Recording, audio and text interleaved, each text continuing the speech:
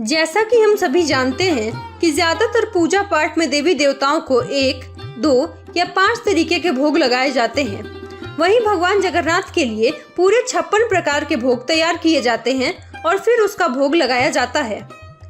इतना ही नहीं, 56 भोग के बाद भगवान जगन्नाथ को नीम के चूर्ण का भी भोग लगाया जाता है। लेकिन ऐसा क्यों?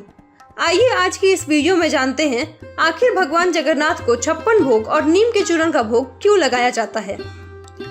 मान्यता है कि मैया यशोदा श्री कृष्ण को दिन में 8 बार भोजन कराती थी। एक बार ब्रज में इंद्रदेव ने अतिवृष्टि कर दिया। तब श्री कृष्ण गोवर्धन पर्वत को अपने हाथ की छोटी उंगली से उठा लेते हैं और ब्रजवासियों की रक्षा करते हैं। इस दौरान 7 दिन तक भगवान श्री कृष्ण ने कुछ भी नहीं खाया था।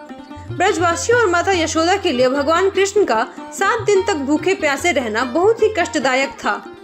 श्री कृष्ण के प्रति अपना प्रेम और भक्ति दिखाते हुए माता यशोदा और ब्रजवासियों ने मिलकर 7 दिन और 8 पहर के अनुसार यानी 56 प्रकार के व्यंजनों का भोग भगवान कृष्ण को लगाया था। तभी से श्री कृष्ण को 56 प्रकार के भोग लगाने की परंपरा चली आ रही है। लेकिन भगवान जगन्नाथ को भोग लगाने के बाद नीम के चूर्ण का भी भोग लगाया जाता है। इसमें एक कथा के अनुसार पुरी के राजा भगवान जगन्नाथ को 56 प्रकार के भोग लगाते थे। मंदिर से कुछ दूर एक स्त्री रहती थी। वह भगवान जगन्नाथ को ही अपना पुत्र मानती थी। वह मंदिर में जाकर भगवान को रोज भोग खाते हुए देखती थी। एक दिन उस स्त्री के मन में यह विचार आया कि इतना सारा भोजन करके मेरे बेटे के पेट में दर्द हो जाएगा। इसलिए वह तुरंत भगवान जगन्नाथ के लिए नीम का चूर्ण बनाकर उन्हें खिलाने के लिए लाई।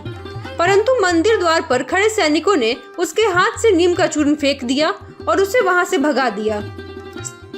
स्त्री वहां से चली गई और घर जाकर रोने लगी।